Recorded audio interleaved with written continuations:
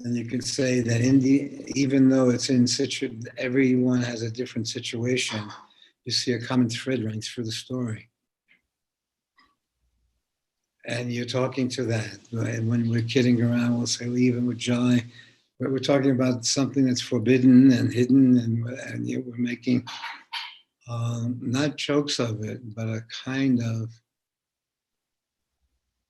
seeing the parallel situations where the person themselves sees something from the mirror that's getting around, an aspect of the situation that normally they would hide from or run from, or create a kind of dementia around to protect themselves. And you would see that dementia would then be diagnosed as a medical condition, and then it would be that they're trying to stop the condition, but you see how strongly attached it is. And they say, but hold it, the body doesn't see it to be a flaw. The dementia is protecting the person from the reality of the world. And no longer thinking that the literal reality of the world is their world. So they reduce their world to 5 feet in front of them. And everything, and a kind of detached memory. So you see how brilliant it is protecting dying from the world. You understand? There's something in the process of dying that may be holy. And somehow it has to be seen as holy, not protective or saving it. But somehow you see that the person is in a brilliant situation where they're managing a happening. And yet they're in the real world. But their sole preoccupation is managing this happening that's going down between their dying and their living, is speaking to each other. And a real thing is happening. But it has its ramification literally as it runs through the story. Because it's still a send-off into some sort of mystery, but you see that there is a period. Let's say one has a dream and one has a reality. In terms of the dream, they're missing something. And there's an aloneness in the missed dream, while they have a reality of keeping it together. So let's say that one kept it in these different forms, a vision, a happening, and that these are identities that you're assuming. But the identities are not you. Now that may be discovered. As I mentioned, my mother, it's not my mother, it was a woman who was doing my mother. But my mother blocks off 90% of a human being. Because everything, even if she picked her nose, that would be a flaw or something like that. Okay. But now, as in retrospect, as a woman, I see the scene that she was in. She was pretty remarkable keeping it together. And okay. Because it looked like an insane asylum. Then if I had to fly back over it. Yeah. Okay. So the story released from one's own history, there has to be something transformative in you for you to visit a place that anybody could have seen. It would be as if someone who knew you said, if you knew what your mother did, okay. So then they would change the impression of the child. I said, that's not my mother. My mother could not do that. Okay. And then you see that your mother not only did that, but was a person. Just like you're hoping to be a person out there in the world. Dreams and schemes and hopes and things like that. So let's say the whole thing then, when there's an aha moment where you see what anyone else could have seen, but it was a mystery to you, you would just get glimpses of something or hints of something. But the whole neighborhood knew, everyone, okay, it was normal for them. But it was discovery for you, and you say, holy shit, now I understand what was happening in the situation. And okay, how heavy it was, okay. And it's so simple and heavy at the same time as normalcy. So we say, okay, the normalcy, then anything that interrupts the normalcy of it. They say, well, what is actually happening? And you see at certain points that a feeling allowed something to be created immediately. With the feeling created, opened up a doorway of participation and involvement, creating something, trying something, which had a kind of creative trust in it. That what was happening for each person was actually what was happening for them, not something else. How long do you think such a form could last? Forever? I read that the Carter family, 75 years they've been married. President Carter and his wife. Wow. It was on the news, and they were 75 years and they were still laughing and telling jokes or whatever. I don't know. They must be 100 years old. What do you say, Urja? How are you today? I'm okay, Daniel. I'm good. How does it look from with your binoculars from Boulder, Colorado? From your situation through Boulder, Colorado? It's almost I feel I'm being completely deconstructed, and now I don't have my identity being a gardener. I don't have my identity being a tarot reader. It's like if I don't open my mouth, nobody knows I'm French. So you mean? Oh, so I say, the French accent is the only thing that you have going for you. Nothing else. No, you have a look and everything. I can see just by how you're dressing and how you're doing your hair and everything that you're still in the world. You're still looking okay. Well, you can't take Paris out of me. Look, you could not have predicted you getting this far with your life, literal life.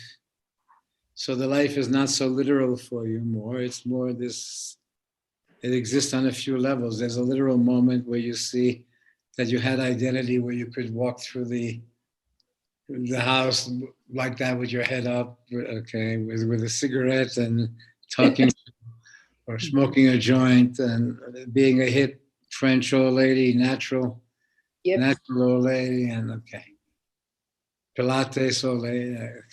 So let's say, how the hell did you do that? How did you pull that off? Well, I had a magical encounter with a wonderful. Just being French. All you had to do was be French. That French has seen you through the whole life. Just act French. Yeah, act French for a minute. Just let me see. When you go downstairs, you act French, don't you? No, I don't think so. I mean, less and less, I would say, because. Well, I would say they were giving you a lot of credit just because you acted French. Then they would presume that you knew everything that you were talking about. So that the French has only a look, it's got a sound, it's got a look, it's got a manner, it's got an approach. And to some extent, someone who's speaking French talks like they know what they're talking about. Well, it sounds like it because it's. Because if it's French, they sound like they speak with certainty. Oh, really? No? No more than when I hear those politicians. That they have a certainty about the nature of the universe, about the nature of life. How would I have spent more time in America than I have in France? No. Yes, but you've been a French woman in America. Now, who was the last French woman like that who came to lived in America, but was French, and she continued to be French? Hmm? There must be many famous women who were French and came to America, and they were very hip acting. I think there was a period where there was an overlapping of French culture in movies, in movies and philosophy, where there was an American feeling in France. Yes. For a kind of magical America. And so they share a similarity in street movies about common That's crazy true, people, yes. just common crazy people and normal. They would Yeah. show the insanity inherently in families and circumstance, in being broke and walking the streets, and what people were doing, looking for boyfriends, looking for girlfriends, and acting nonchalant. And so let's say there is a cultural influence that carries on, that can, and I say it's in the memory bank in some way. But it also has the element of however long you're in America, you're still considered to be French person, that somehow there's a French in you. Yeah. Even after all these years living here and going through all the circumstance, there still is just like there would be in Derek, as an American in Derek. That even if he went to live in the Himalayas, he would still be an American living in the Himalayas. Would you agree to that, Derek? I can see that. That if everyone praying and meditating over there, they would say, "Where's Derek?" And they say, "No, he's the American guy over there in the corner." That somehow he didn't really fully blend in. He was American before he was a Buddhist. And so he brought his Americanness to the Buddhism. And so he wasn't like so do you see that somehow you're an American? Yeah, maybe certain methods of inquiry or curiosity would be fueled by a kind of American sentiment, I would think. No. To who would you be an American guy? Who would consider you an American guy? Your in-laws. Your in-laws would consider you an American guy. For sure. Right? Yeah. Mm-hmm. He acts just like an American guy. Right? Okay. There's a certain. So let's say, without knowing it, there is an Americanism that comes with people if they go to foreign countries or different places.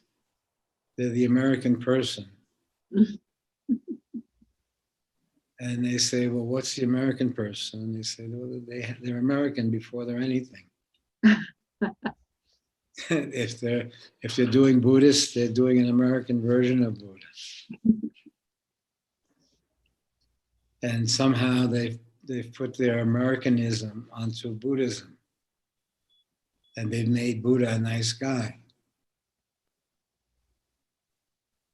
who's very nice and acts very sweet to people and does all that. When he may have been a pissed off dude sitting by himself under the tree, you understand? But they made Buddha like, don't worry, be happy, I'll catch you later. If you sit this way or do this thing or eat this food.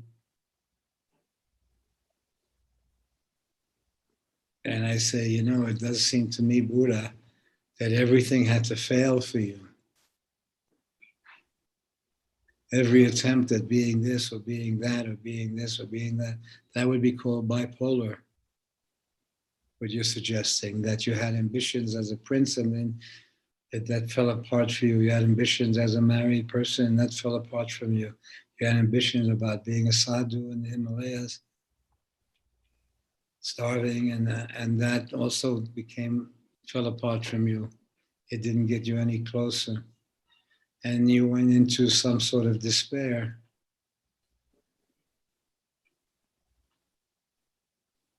Which supposedly was a medium of seeing, because it wasn't about logic and it wasn't about thought, it wasn't about happiness or money or this or any of the affairs of the world. But there was another dimension in your being that was seeking. And it seemed 1 inch away, but one was attempting to find. And yet it required all the studies and this and that failed Buddha.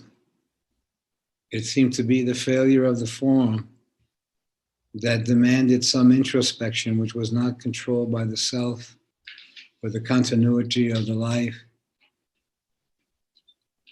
but was meeting its own being for the first time, while it was prevented from meeting its being throughout its lifetime in order to survive. There was always a yearning in it.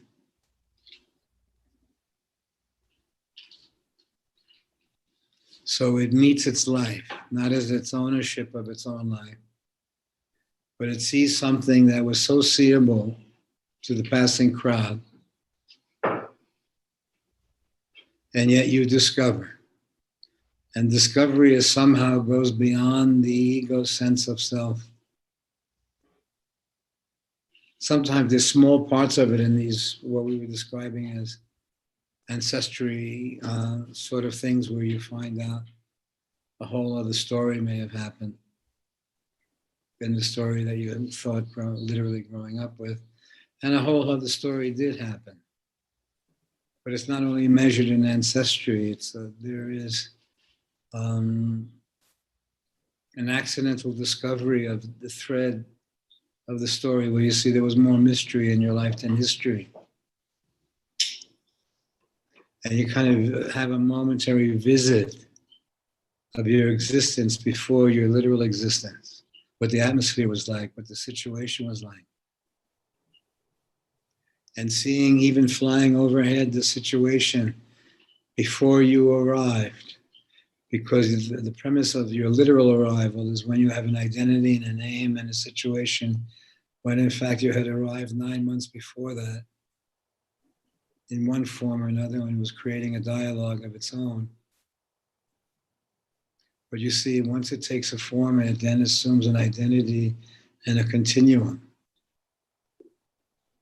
But at the same time that it has a continuum of to grow and to be healthy and to have a face in the world, an identity, you also see, from the perspective of observation, a creative act just took place. And there will be discovery in it that will change the picture. Now, telling before discovery modifies the picture to some degree. But it's the perception almost has to happen accidentally, because accidentally seems to be without motive.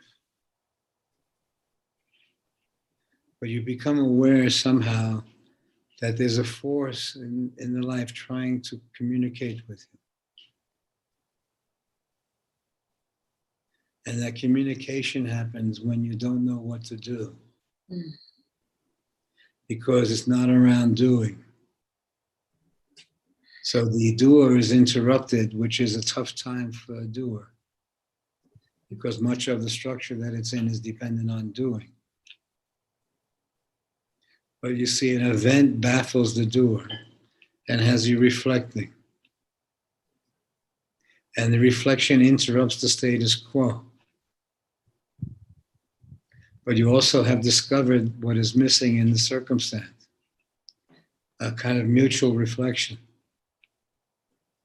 on the creation. So let's say that the interruption, which is feared because the continuity resembles keeping it together.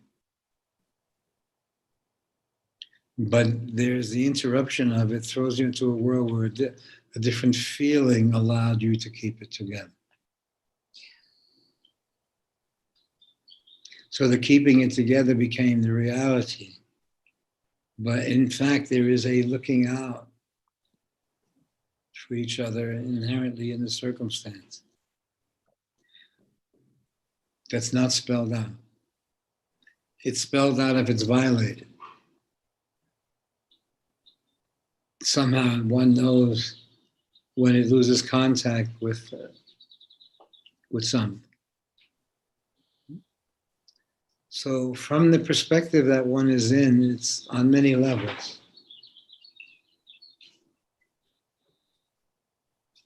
And it's the perception of those levels that is actually managing them.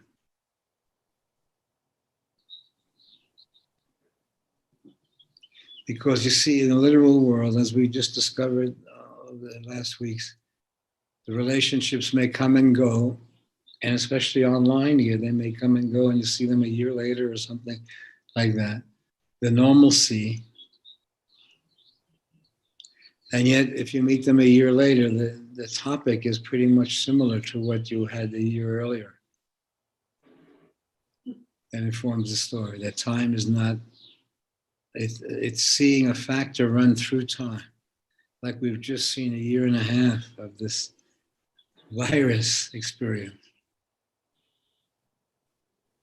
And so many, 600,000 people in America died, supposedly, and quite a few million got it, and it's still going on, and it's part of it, but it's becoming integrated, and they're trying to say, everyone, don't worry, come on, come out, be happy. And they're trying to cheer you on, or whatever. But there is a movie called Death in Venice. Did you ever see that? Where they're hiding from all the tourists that there's cholera running through the country. So they're covering it up and laughing at them at the same time. The street music people are laughing at the tourists because they don't know that they're getting sick.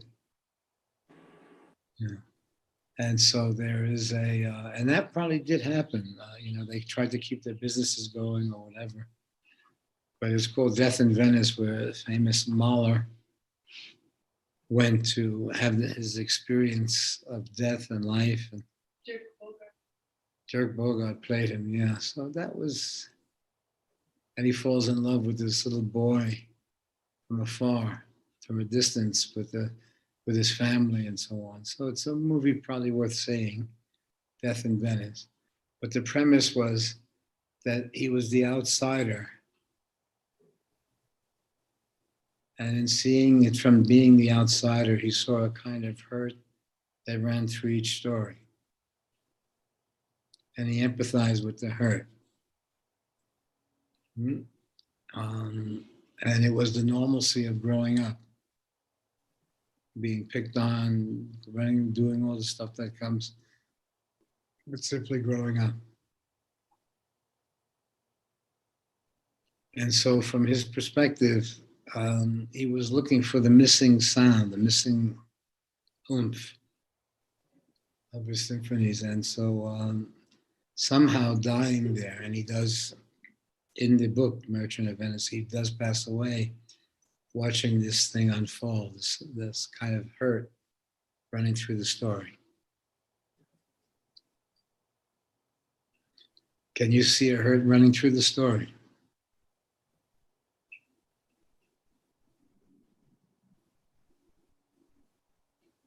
Remember I mentioned last week that my mother once bit my hand when I was a kid, but it was because I said fuck for the first time while we were looking out the window together there. And so, but something else may have been on her mind. Who the hell knows what was going on, than to hear it just evaporate with this schmucky kid saying fuck. You must have calculated the moment to say that for the first time, don't you think? I probably didn't know what it meant. Yeah. I would stumble into something that I didn't fully, that you would hear, but I didn't get. You know what I mean? I didn't get. But you knew it had a shock value. Well, I don't know. I'm trying to recall the scene there, but I thought that maybe I went from maybe being a kid then to growing up in that moment to her. Mm-hmm. To something, So let's say in the movie, it was a transition. in the movie of the life, it was a transitional moment that hung out in the memory. And I didn't even remember it, although it would come every now and then. That's 70 years ago. Okay, Yeah. more than that. So that's, wow, that's pretty weird. Yeah. Does that even exist? It doesn't even exist. It's a slight memory of what the people were going through without you fully realizing it and keeping it together. You know what I mean? And so the kind of moments of frustration that would be there. And you see, these organized families are pretty weird. You move in those kind of family structures that are pretty weird. So let's say it's just when you find out as a kid the circumstance you're in, it comes as a surprise to some degree, even though you kind of remember it. But it was normalized in living it. But then you also say, like any outsider could say to you, hey, you can leave if you don't like the situation you're in, you know. Mm. And there's a relative truth to that. You can't leave if you don't like the situation. Mm-hmm. But there may be something that happens that frees you from the situation. Or, you know what I mean, where you say, how the hell was I involved in that? All weird stuff.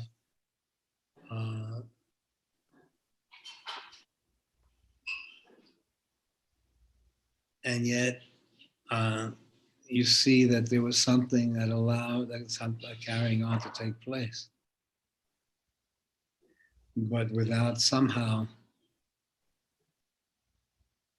if in fact it's too evasive, if folks look the other way too far, so then you see it's forcing, all situations are forcing a heartfelt, honest conversation about, hey baby, do you want to carry on with this? Because it needs a hey baby conversation. And it's not something you can have, but you can see that it's avoided. So when the level of avoidance of a hey baby conversation reaches a certain level, a certain violence comes into the picture. Because it's missing the ingredient and it's just continuing on its own without the energy. Mm-hmm. Because of, and then it's usually around survival ideas or whatever, but but at the same time, it's a common happening. Mm-hmm. No, some will have that here. You'll have that where you are, and you'll even have that with your neighbors, Urja. And Derek, you'll have that where there is a common agreement that allows a form to take place. And it's not so literalized an agreement as that there was a situation or feeling. Okay.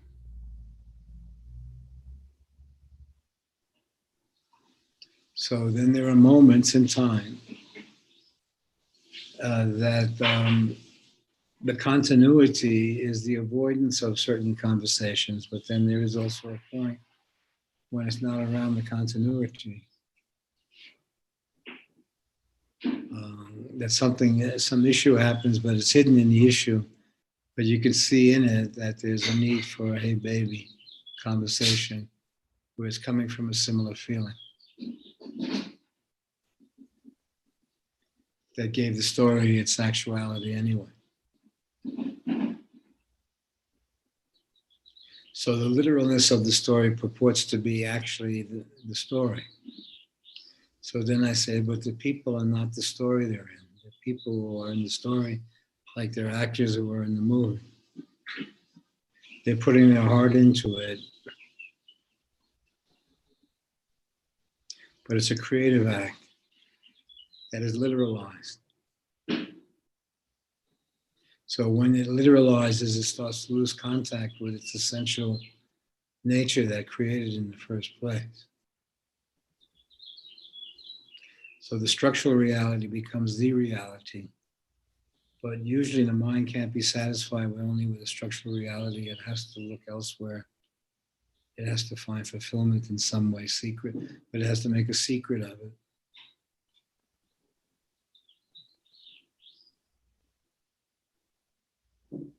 So in our organized world, the logic of the situation is the overriding example of continuity.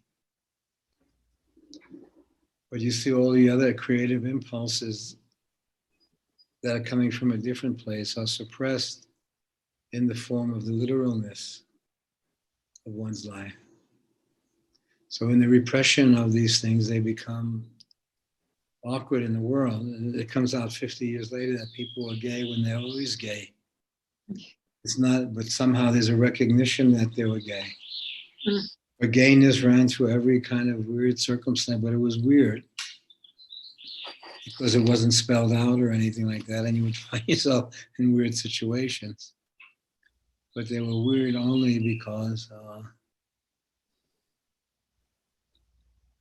that whole mystery was there around sensuality, sexuality.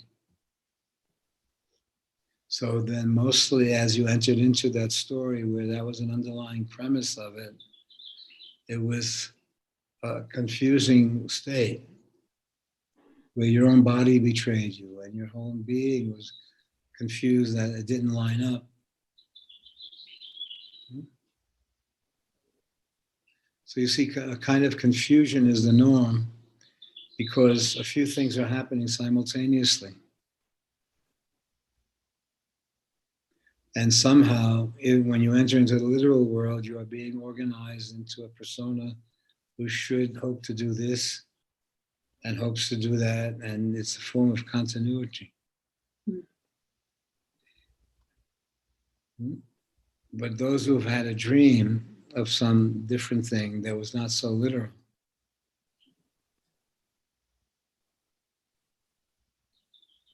so you saw that there were many ways of entering into the literal story.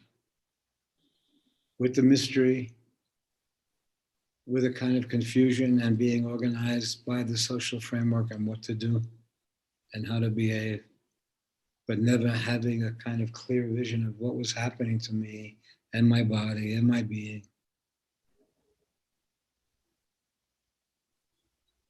And having that in retrospect, that somehow one's innocence of the story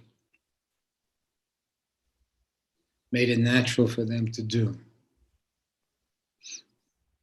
But then something interrupts the story and you see your family is not exactly your family. It's made of people who are individuals also who have lives of their own.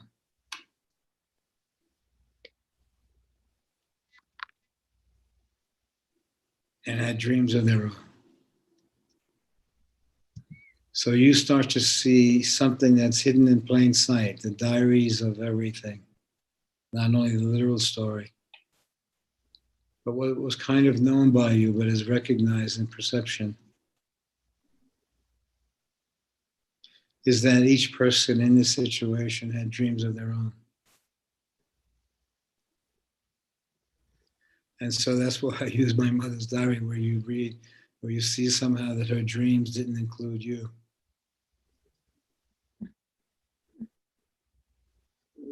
But her dream was that she was a free human being to be able to go anywhere or do anything or fall in love or get educated or live a life. That was a hidden dream because that would be a violation of the story that she was in. That she had desires to be a person when she was a person. But you see, the lens of seeing the human being is hidden in plain sight. And then becomes part of the dialogue between the people where hiding it becomes the norm. Because the situation cannot take that so-called hey baby.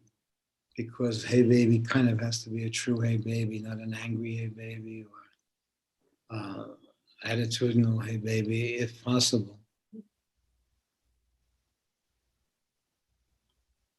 But that you really see that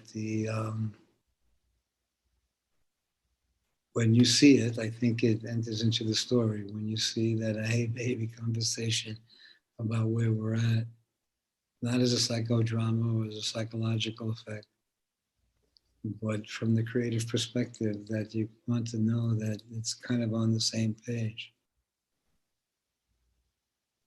not against its will and stuff like that.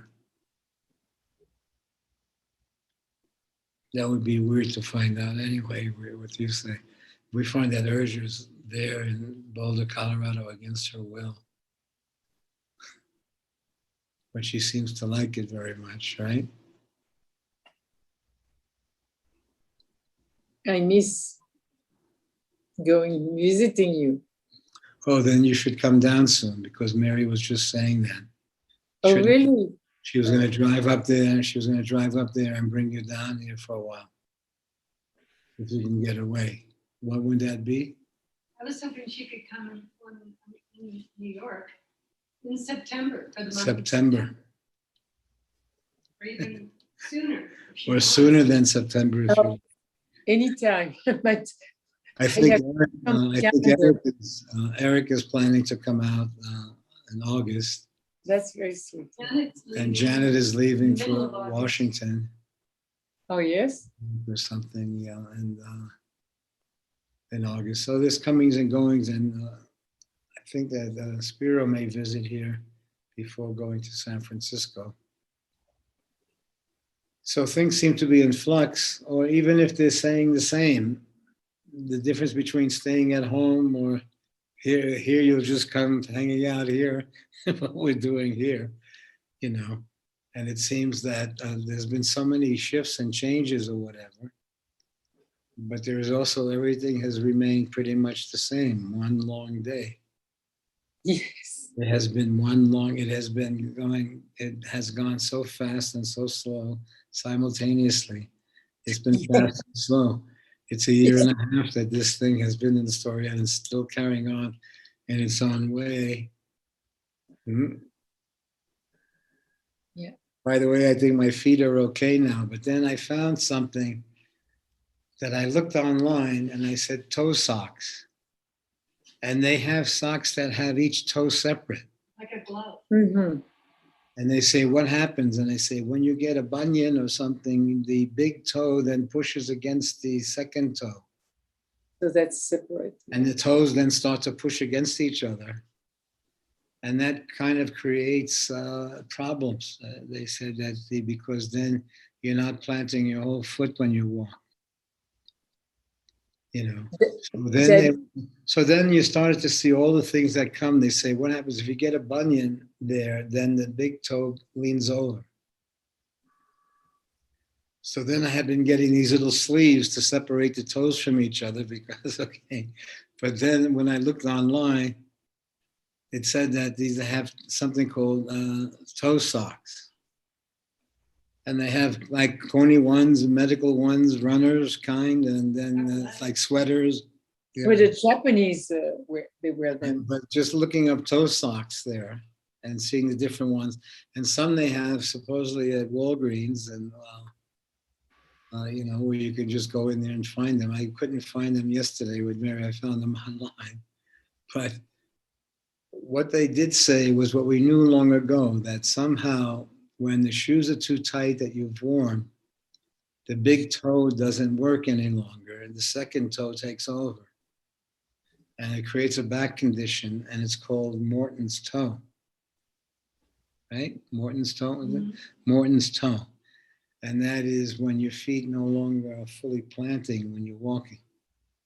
That's why he suggested walking on trails instead of just walking down flat roads. But walking on the trails because there's up and down this and sort of thing. So then from that, I think when we first read that, we started then to get the Birkenstocks, or the shoes that allow the whole foot to walk. So there are different shoes that allow a whole flat foot there. But then you see when something happened like that to me, all of these conditions were there: Morton's toe, gout, the bunion, you know, all of them seem to be happening simultaneously. It was choosing one or the other. And they say, okay, let's try gout next, let's try. But somehow I was watching my whole body go through this from a different point of view. That more like you were trying to, you saw even while you were taking things, you were taking it to calm it down, just like the baby. It was so it was almost like a baby who was screaming or crying, and you were left with that as a foot, but the foot was your baby now, who was crying and screaming and wouldn't stop, no matter what, and wouldn't sleep and wouldn't let you sleep, and okay, and so then you somehow have to say, you can't say, look, you little rat, you better stop, okay. So you can't act tough. You're gonna have to say, "Oh, baby, are you okay?" So, okay. I stubbed my left toe so bad, Danny, that it bled and it turned purple. And I was thinking of you. It was so painful. Yeah. I thought I had broken a bone, It was, oh. Yeah, that's how it did feel for a while. And I talked to it and I kissed it. I'm so sorry. You don't have to go that far, but let's say there is something that happens when you meet the body that you've lived with all your life, and you're alone with it in a kind of hurt or pain or situation where there's somehow the pain is so strong you have to put on a face for the world, but you're in the pain. That's why I say, if you discover your mother and that the person was in this pain and they had to put this face on, and we made the pain natural, it became natural that the person is alone in a kind of pain, and yet they have to act as, yes, how's everything? They're acting that way when somehow their aloneness is with this thing that's going through them. You see many lives being lived simultaneously. And that somehow the ability to live what they call a normal life is the kind of suppression of these other elements. But in retrospect, you see the suppression of these elements as a whole other creative life that was also correspondingly happened. In order for you to live in a situation that was not fully creative for you, you had to do a remarkable job of acting, juggling, feeling, shifting. And you see there would be moments when it would collapse or something would irritated, or just a lack of recognition of being a human being. Okay. So let's say you have access to the story only when you are no longer the owner of the story in the same way. And there is a holy shit moment then waiting. You say, holy shit, was that me? Should I go through with that? Okay. And you get a view of the story you get glimpses of in life. If you try to meditate or this or that, you get a glimpse of a passing life. So the literal mind is constantly looking for a literalness to define what is happening. But you see the energy navigates where literalness is only one aspect of it. It's like saying the moon, as if you know it, but if you land on it, if you find a whole different thing than your version of the moon as knowing it. And examining it and discovering its other dimensions, you see this whole magical principles behind it. And the more you see and sense, the more you respect that you have for this other parallel universe taking place with your own individual life. And you see flux, you see your life being here, and then you see a point when it's moving with the seasons, with the life, with the circumstance. And as it literalized, it's called aging. 100,000 miles here is not called aging because time doesn't move in the same way. But as you have gravity, then you go from 0 to 81. You go from a thought or a hope or a dream that may have been prior there in the body, wishing or hoping. So then you see life not as lived, as literally lived, but you see it moving through the seasons. And you see a tree living and dying simultaneously. And you see forms that are living and dying simultaneously. And that you also see the balance in that. And that there's a whole experience level that shifts as with this living and dying process. And so somehow you're excused from seeing much of your life in the original aspect of it. But then there is also a point where it starts to be reflective on the existence as it becomes irrelevant to the literal world. It reflects on its life, and it has that reflection allows an insight to some degree. And I say, why? Because reflection, the mind is built to continue, avoids reflection. But you see the motives were captured by the self as continuity was in fact the main feature.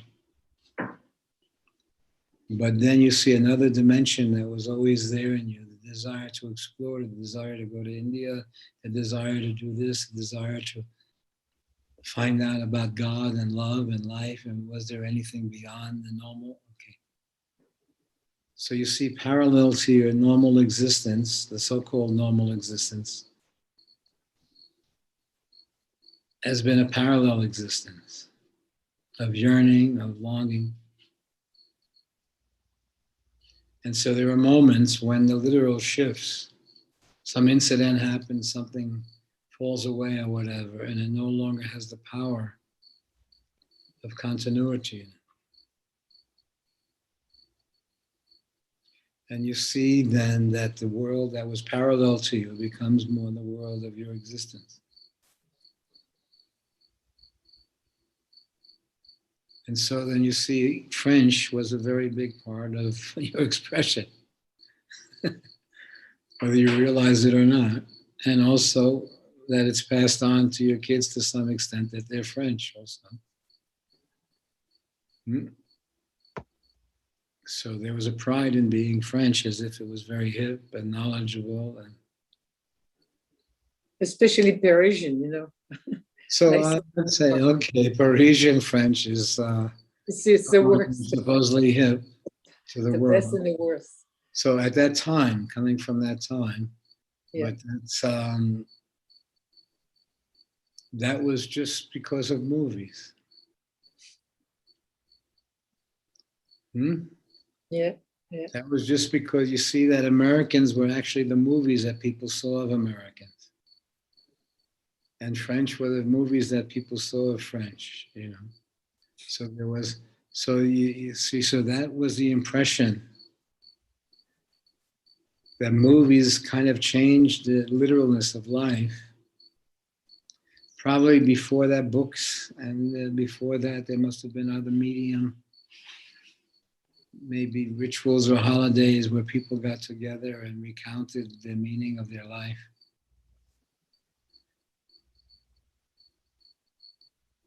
But I think in movies, it created more a life of dreams or hopes or possibilities. We'll see where it's going. Is anyone else on, or is it just us characters here?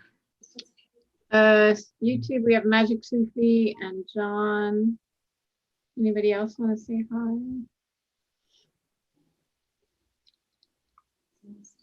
And Jai is on. Oh, okay. Jai's on Zoom. Is that her window, or is that Mary? No, it's Jai's window. Jai's window, okay. How are you, Jai, okay? Well, she can't, or can't speak again. Okay, we'll know that you're flying overhead. So what we've been discussing here, it seems more this unfolding and thought that once you see something, it unfolds, the whole picture unfolds. There's an aha moment when you discover something that you didn't know, or in fact you resisted knowing. You see that supposedly what we don't know is actually you see how remarkably brilliant avoidance is in the story. So it's not that you can't have an honest, we're not talking about having an honest conversation. We're talking about the avoidance of an honest conversation. It's not literal, like a lawyer conversation, although it becomes that. Mm.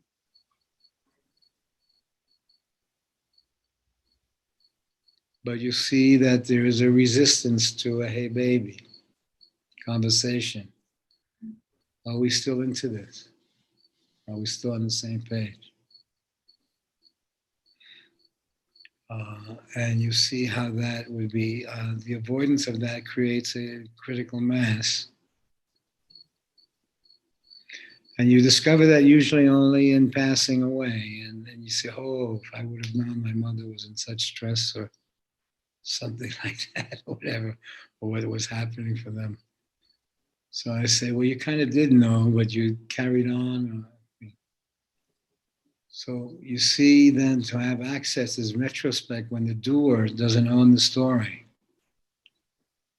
Because then when you have access to the, not the story, the hidden in the story of your life is a journey that's literalized as a story around identity, as if the identity owns it. But you see the remarkableness of accidents and the critical process of your own existence that literalized around identity, but in fact may have been a series of accidents, happenstance, shifts, brilliantly put together.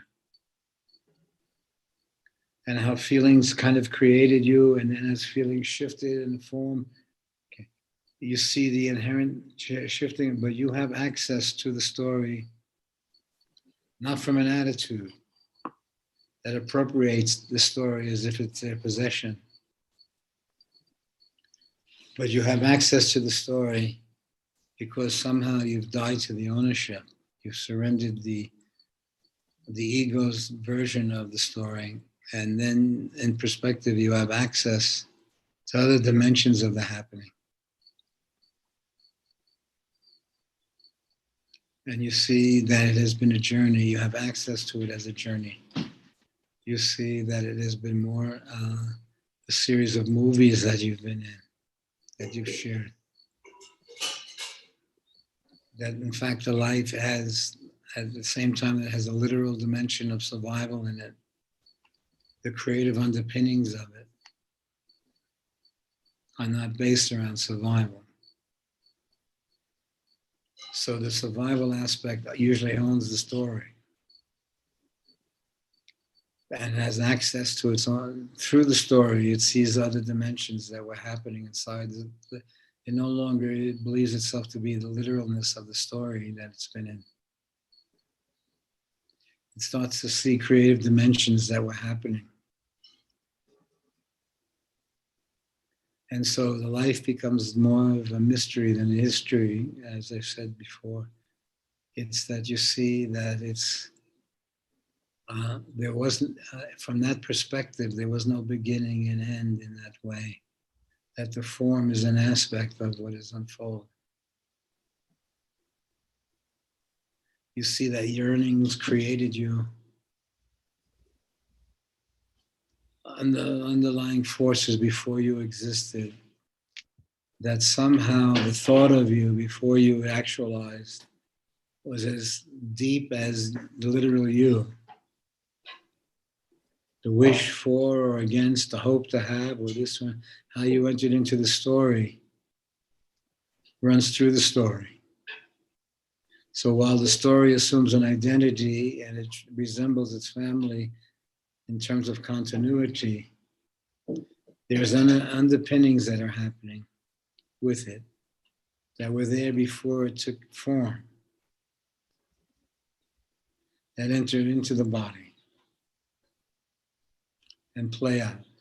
And it's not only hormones and not only this and that form, but it's also experiences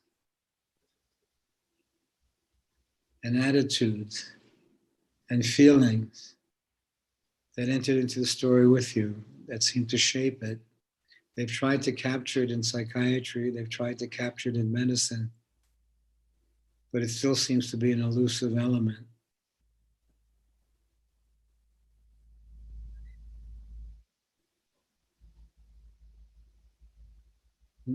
And then that element assumes identities.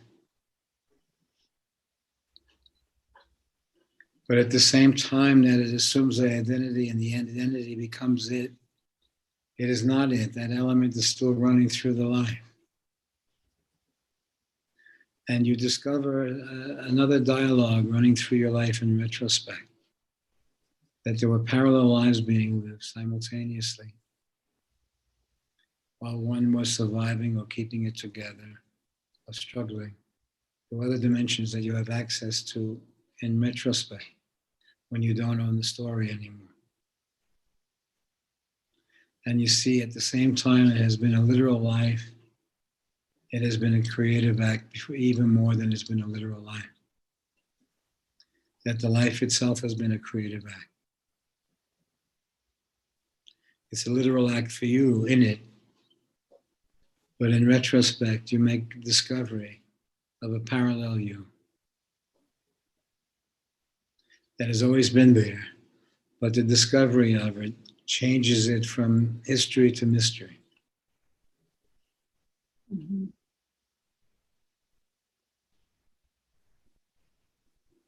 So then when you say doing French allowed you an expression, it goes from mystery to history. The French you're doing is your own creation that you've assembled from this and that. It's second nature to you now.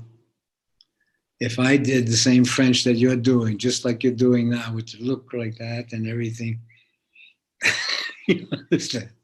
Then I would be doing French. And I would be kind of imitating you. Okay. So let's say when French is a second nature to you now. Yes. I have to say. And you've normalized it. Okay. And even on the moon, you would be French. And even in the afterlife, you'll be French again. You'll still say, Oh, no. no, I think we're going to bring it with her. What do you say? She's going to take it from here to, she'll be French for another 120 years.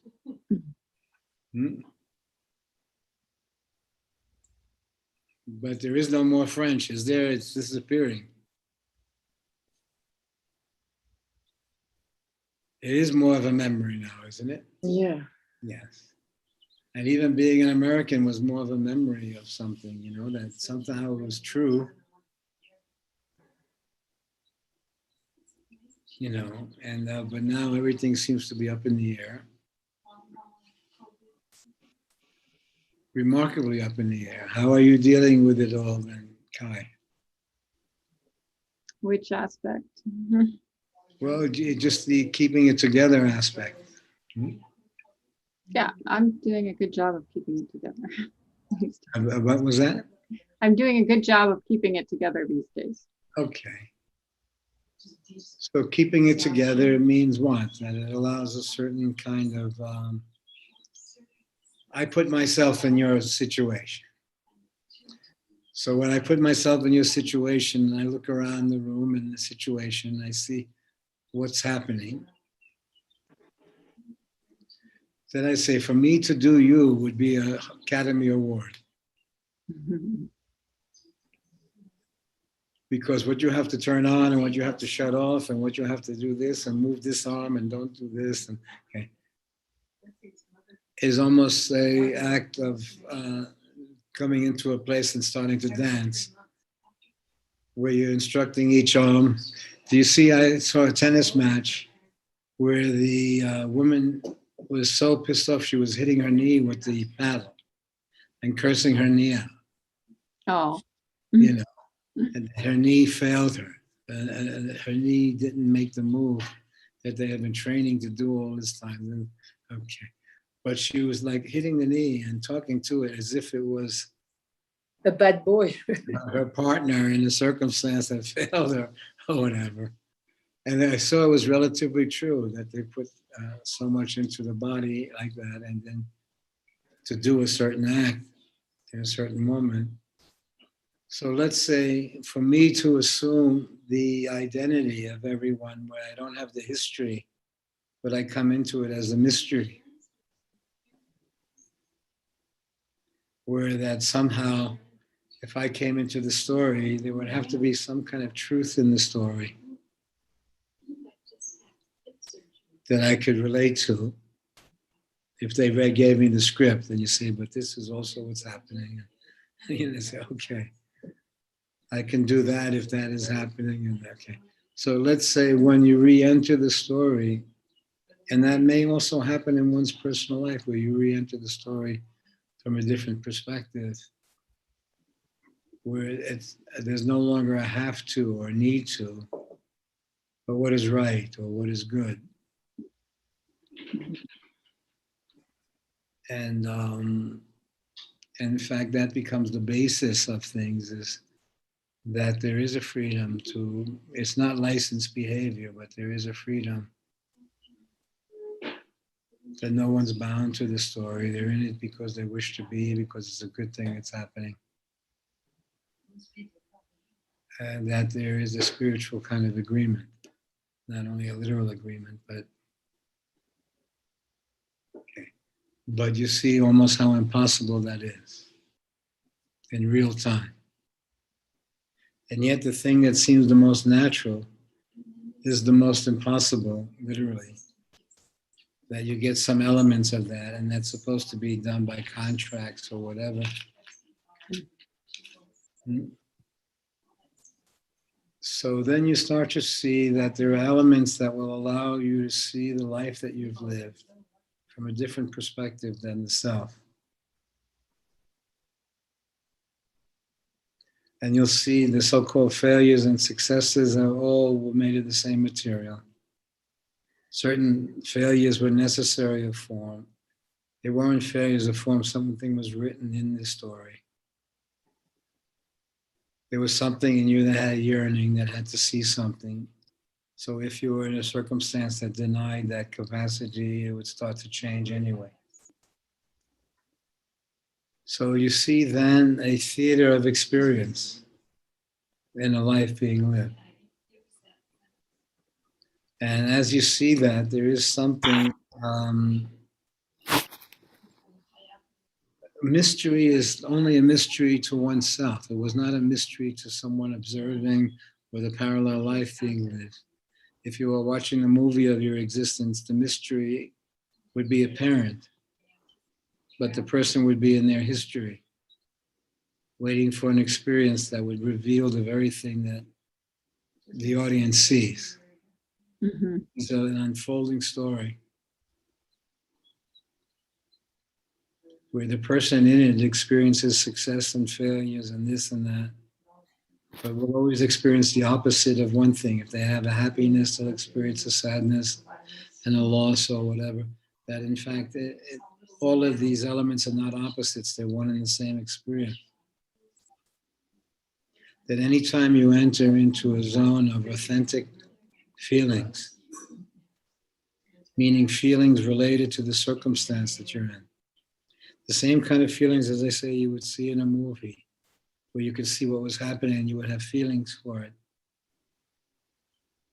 Yet the people in that literal situation would discover those feelings in retrospect. You see that the feelings are driving the story.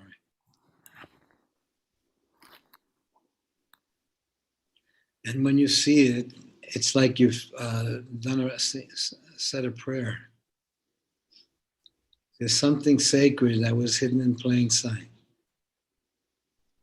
that's revealed.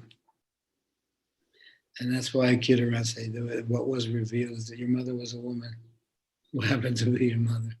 I say, could it be so simple? I say, it's not, it sounds simple, but it shifts a plane where you see, you have an aspect of how many lives that you've lived. You have a perspective of how you're seen from the children's view, how you're seen from this perspective, what was actually happening. And you see hidden in everyone's everyday life is a mystery. It's only discovered when the being is no longer has motive. And the motive is generally of self is to survive at the expense of a competitive self. Mm-hmm.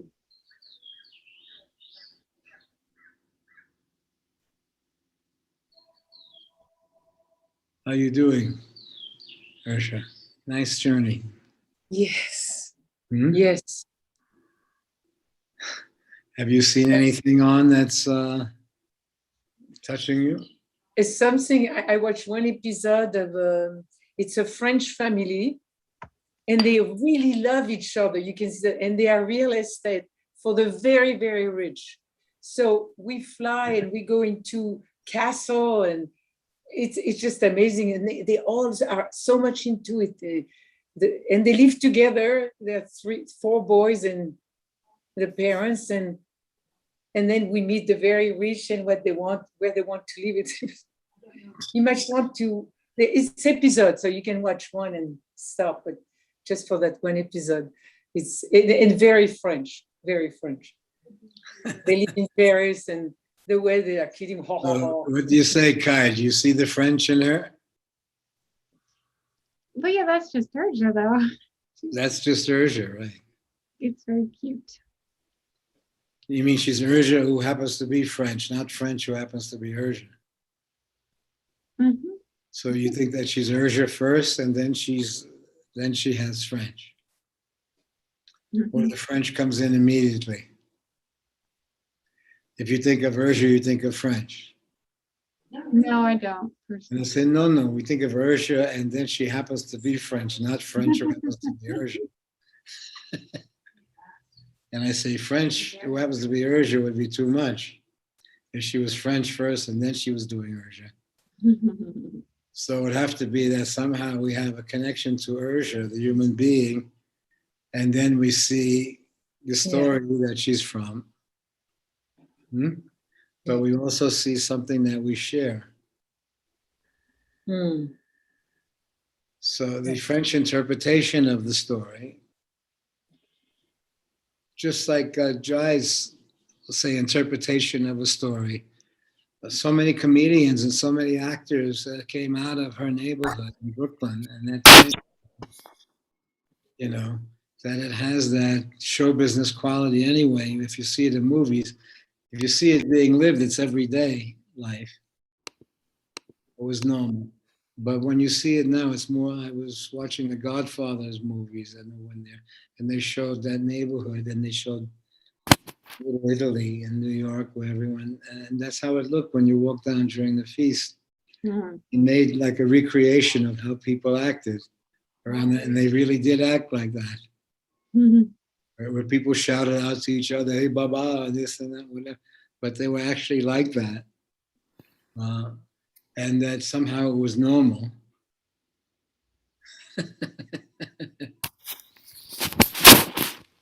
That's Jai. Jai, are you there? I'm here. There's Jai. Where's John? Over here with the window? No, yeah. Okay, I can't get the window anyway. Uh, Oh, no, that's Derek. That's Derek's window. So I don't get a John. I'm here. How's things going? Okay. Derek didn't believe that. Okay. What was wrong with Derek? He said, no. What? He said, what could be the problem? Having a bad knee and having to go to the bathroom 20 times a day. Ooh. If they say, what would be a torture? And they say that somehow, because your knee hurts, you have to sit all day. And because you're sitting all day, you have to go to the bathroom a lot. Yeah. And then you have to hop out on that knee. So that's what I was finding with this foot to some degree, that somehow it was forcing you to sit or not be so active. And then, but you had to be active because the very fact of sitting too much or whatever created its own realities, Right. with the body. So I started to do some of the club exercises again strongly, but now I'm walking around the place and these trails around the place, so it's up and down movements around it. And I've been doing a few other things, bicycle and stuff like that. So it seems to have corrected itself somewhat, where it seems like the body's somewhat at peace. You okay, elbow? You okay, knee? We're okay. Toes, how you doing? And they say, well, we want to try these new socks that we're waiting to come in on Amazon. You can take a look at them on toe socks. And they say, of course, why didn't we think of this long time ago? That there's a sock, little piece of sock for each toe to put in. But that somehow when the feet are squished together in the shoes that most of us have to wear or whatever, they start to even look squished together. But then that was immediately there when I saw what they were saying, that somehow the big toe leans over when it's hurt in that little, I guess like a bunion there feeling. It moves over and it pushes against all the other toes where they're pushing against each other. So everything makes sense now with it, what you kind of already knew. I've always tried to get shoes that are pretty wide so that the whole foot walks when it walks, but again, it did seem to be an immune reaction that was pretty honest to a few things that happened, but it's okay now for the moment. Are you okay, Urja? Right now, yes, I am. And Jai, you're able to manage all the things that are happening? She's gone. She's gone? Okay. She knew I was going to ask that question. Yes. So that's okay. I think that to some degree, some of the conversations may kind of save our life in some way by opening up an awareness of a happening. That's, in other words, like an awareness of a kind of spirituality or creativity that's still happening in the body, in the life, while we're living the life. And the becoming aware of the conversations that are happening, where they're not literal conversations, but you can hear it in how your body works at times and what's happening, that there is a conversation always going on with living and dying and the simultaneity, and that the systems are doing this juggling act. That you have to be a remarkable graduate to understand it, or to treat it, or to care for it. But the perception of it, the perception of one's life itself being a creative act, and that time is relative in the creative act. As its primary in the survival act, the creative act sees time from a different place. And the creative act then sees time from the depth of its experience. The creative aspect of the life is constantly aware of creative dimensions that are happening around it. It's having a conversation with accident, with mistakes, with situations that are not organized into literalness, but situations that are hidden in plain sight, where missing allows you to see something that you took for granted. But missing is not a possessive, it's an experience. The missive tries to come back into the story literally, but the deeper it experiences missing, the deeper it experiences the magic or the creativity of its own existence. Missing allows you to see something that was hidden in plain sight. Now, there are levels of missing. If you see not only that you looked the other way, but that you threw it away. Yeah. And the perception of it is not that you didn't have love, but somehow you threw it away. The perception of that is different than the explanations that come usually in relationship or with affairs. So there are different levels where the experience, as it opens up, there are different levels of experience. One is to structurally make yourself a bit healthier and get back into the story. But there is some that is so deep that they have you reflecting deeply. And when you are reflecting that deeply, there's something human that happens in you that allows you to see something that's hidden in plain sight. I feel that when you have that experience and you come back into the literal story, it is no longer a literal story in the same way. The same way as they say PTSD when you experience killing as a soldier or something like that, and then you come back into a normal world where the world of being a killer was normal, and now it's to be suppressed or whatever, and supposedly you're experiencing all of this. But why? Because you've seen something that you're not supposed to see literally as an identity, unless you protect it with prejudices of some sort or whatever, animosities of some sort or some storyline that allowed you to do that. But sooner or later, that storyline falls away and you reflect on the nature. Anytime you have been inhuman, somehow it's in the brain, in the being. So there's a moment waiting in time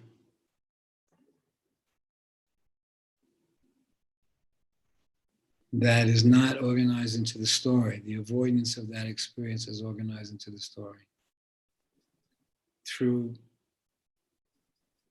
patriotism, through structure or whatever, but then when you come home to it, you did it, not the patriotism did it or whatever. And so there is a kind of reflection anytime and one is touched in a different place, hidden in plain sight. From being touched in that place, one's view of the story changes. You see that when you have been exposed to something that supposedly one is not to see, that one is prepared to hide from or look the other way, and that death is the manifestation of that. And I say, why? Because somehow you're not to see this act, this loss, without deeply understanding that that loss is also in you. So somehow there's a separation in seeing it and the experience of oneself. Sometimes it can be a horror show where it reminds you of something that you recoil or run from because you inherently see that there is a dying within oneself, but it's also forbidden. What whistle was that? Oh, that was my, I'm receiving a message on my, Oh, okay, yeah. it's like a bird. Well, it woke us up from a dream just then. So the access to one's own creativity or spirituality, where it's not a possessive, but an insight to one's life, as if it was seen from the perspective almost like a movie, but where you're helpless in the audience watching the thing unfold. And you see an aha moment hidden in plain sight. And that somehow there was an agreement of continuity going on. And it normalized itself as family, as structure, as country, as this or that, or that a bunch of us were able to march into something under some kind of weird common agreement that we're free to do this and we're free to do that and we're free to invade or whatever. And then you say, hold it. You have a retrospective look at the life. And you see that the life was actually a creative act. It had elements of it being a historical act, but hidden in the history was the mystery. And you find out that your parents were just people living their life. And you see the simplicity of just people living their life, understands that it was more of an artistic expression than a literal one. Because then you see that they were just people living their life, then you see yourself also. And you see something that's hidden in plain sight. That as you discover something, you discover the mystery in your own history.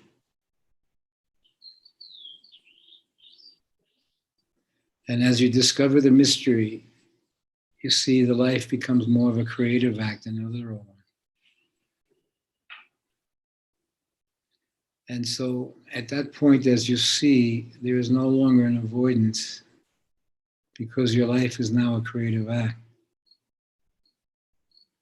And your relationship is to almost as if you're in the film and the audience and you are having a conversation. You understand what acting means. You understand what singing for an audience means, is that they're touched. And their boos or their yays can have a creative shift for you. Where you see a boo may allow you to correct some material, or a cheer may be a shared experience. So you see in the creative act, it's a shared experience.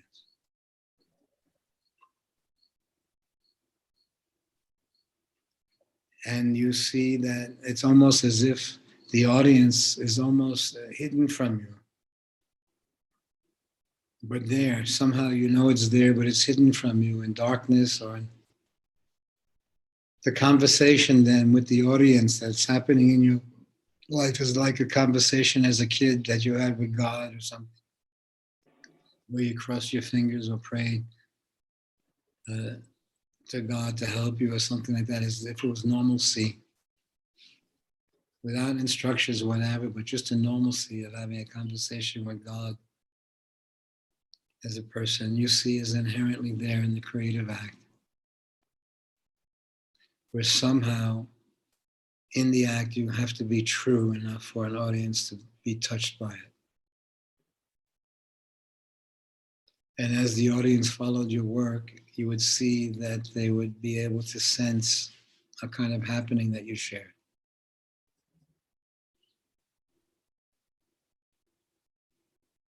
You see that you have that. That in fact you are in situations that at the same time it's interactive, there's also an audience inside the story.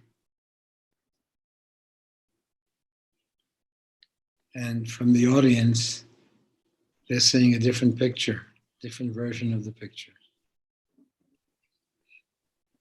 That's there in memory and reflection. Okay, did Jai leave us?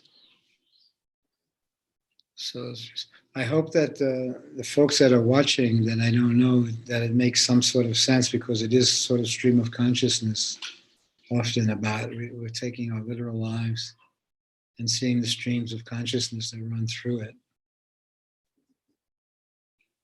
And that one, in order to have access to these streams of consciousness that run through one's life, there is a kind of grace that must happen to have perspective.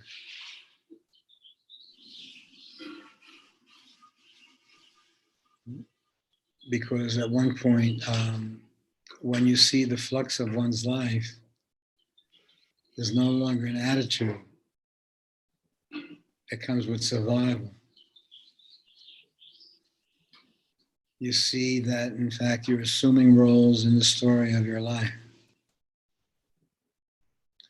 And that there's a kind of integrity, there's a creative integrity in assuming the wholeheartedness of the roles that you're in. Because it's you choosing it, is no longer historically driven.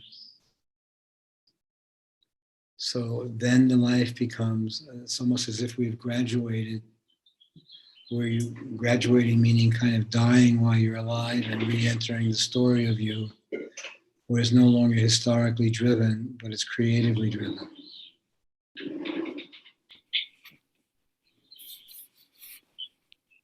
And creatively driven then literalizes it when it needs to, but it's not the primary premise of itself. But somehow there's an awareness in the circumstance you're in that this is a shared experience.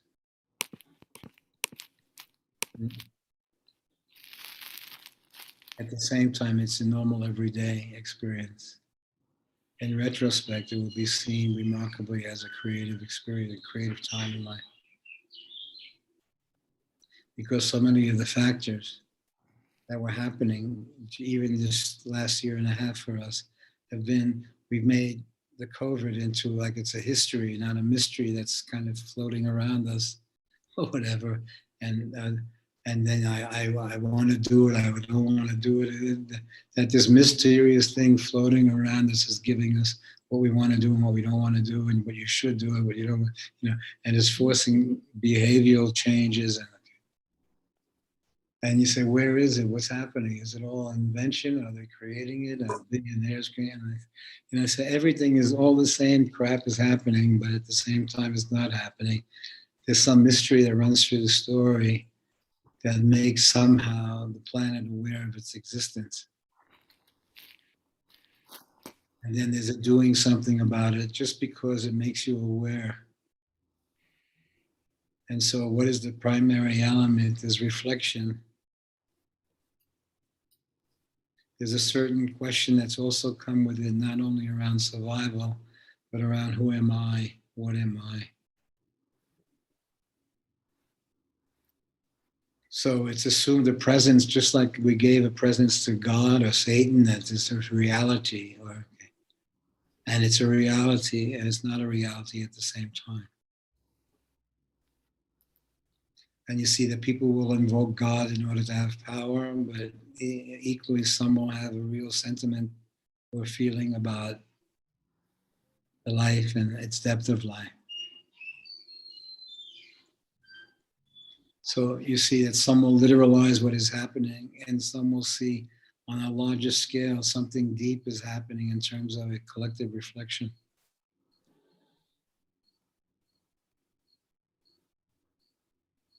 And you see the many faces and the many expressions that come with a collective experience.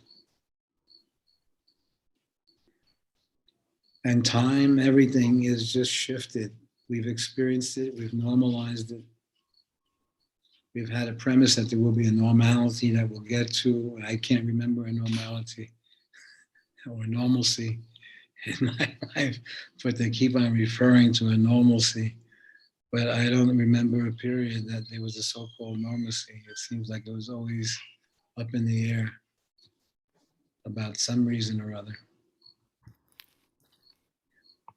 And it's not to negate the seriousness of the moment, but we've also gone through AIDS when it was just coming about, and we were also interacting with folks who have it and was inherently there, and people who lived in fear of it, and it was real and not real at the same time if you didn't engage too much in that situation. But then, okay. So you see that something runs through the story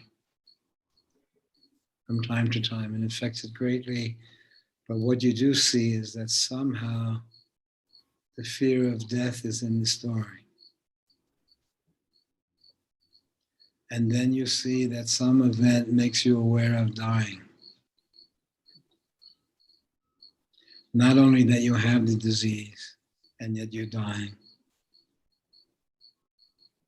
but that you're dying even if you don't have the disease. You're dying if you're in love with someone who has the disease.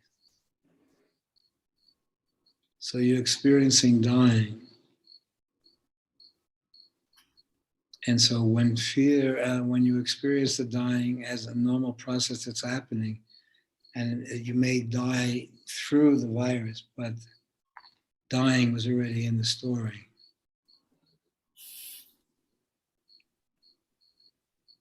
So you see then that the question of the perception of dying while you're living is a kind of awareness of your own bodily system that has been juggling dying and living all this time.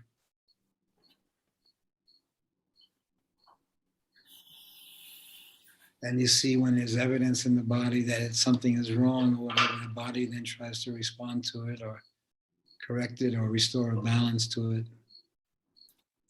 You become aware of a remarkable process. And then much of it has been naturally happening without too much understanding or notice. Until a pain is too severe or the loss is too great, where you then have to have a kind of affectionate relationship to your own existence. I'm sorry, Danny, I have to go. I also have to go. To the bathroom. An appointment with a surgeon for my hand. Thank you so much. It was Take care. wonderful. It was wonderful. Thank you so much. Is that okay? Is that okay, Derek? Yeah. Okay. And how are you, Kai? I'm well. I'm seeing things evolving. I mean, within, and there have been a lot of beautiful moments lately, and I think that it's allowing things to evolve now. Jai, then. Have you been there all this time, Jai, or? Yes. Yeah, okay. No, we kind of, that somehow through all the literalness, there's still been a grace running through the story. Mhm. Hmm? Oh, yeah. And somehow you see, and throughout your life, somehow the grace saved your life in some way. Yes, that's absolutely true. And so what looked like an accident or a mistake or this or that, I was actually, in retrospect, some sort of creative intervention. Yeah. Probably hundreds of times, yes. You see, while we're living a normal, everyday life, you also see much of it has been a very creative spirit. I don't want to give it spiritual in the terms of knowing, but you see then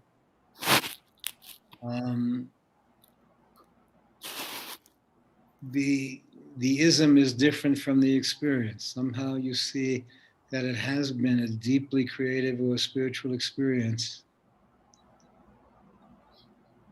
But it's waiting in aha moments because it's a literalization of who we are. And then all of a sudden we have access to information about the experience from a different perspective. Mm. That says, holy, you see, in fact, the only experience that you've had, and it was kept hidden all this time. And then some jerky thing happens that reveals something that was inside, but it relieves the story. And when it's looked at, you see that the story becomes much more magical than it was before then. That your father, like you said, Jai, from 40 years ago or something, and he didn't know him, and you saw that there was a whole parallel life going on of people looking for each other or accidents waiting to happen. And you also saw somehow that you kept it quiet, but not even had to literally keep it quiet, but just it was normalized. And there's a parallel moment that comes. And you see that most of the life has been this magical theater that you've been in. But then when there's moments when you were literally a person who did this, a mom who did that, or and you would then, so then it's not fully seen as, holy, what a remarkable scene was going on and how remarkable it was. But you see that there's a hurt that happens. And the hurt is usually when I had a view of what was happening, and that was deeply interrupted. Yeah. And the view of what was happening allowed me to continue. But once that was interrupted so deeply, a hurt came to protect me from being nothing, coming from nowhere, being, you understand, coming from up in the air, not even, an accident. Okay. So somehow the literalness of the story is important. But then when you get a numb test, you say, no, that story was just made up for the kids. This is what was really happening. That was what was really happening. And they say, what was really happening to you was a movie. And so somehow you have access to the life as a creative act that doesn't belong to you in that way. It's that the difference is between belonging to you, the life, or caring for it. Once you are awakened to caring for it, you are then caring for life around you in a similar way.